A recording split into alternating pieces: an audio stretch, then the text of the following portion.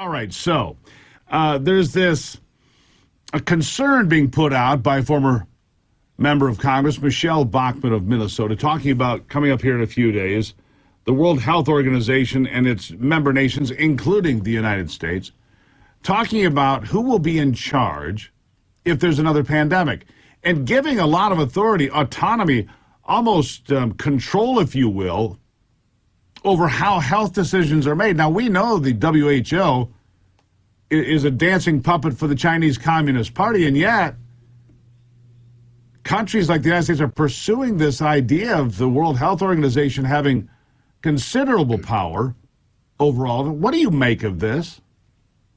I think what Michelle is talking about is very, very accurate. I put out an opinion piece on Gatestone yesterday that highlighted the major concerns that I have with these amendments to the international health regulations under the purview of the World Health Organization.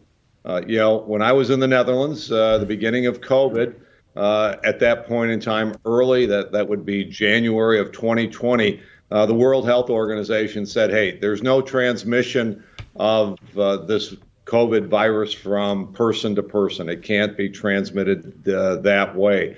They also came out and they strongly criticized the United States and President Trump for the travel ban that he put in place from China. Well, both of those statements were, number one, totally wrong, and both of those statements parroted the narrative that China wanted out there. The WHO led the fight against any discussion that this virus might have leaked from the laboratory. Again, the Chinese narrative, rather than following quote unquote Dr. Fauci. So these amendments really are frightening, and they're not general proposals. They're not proposals by the WHO.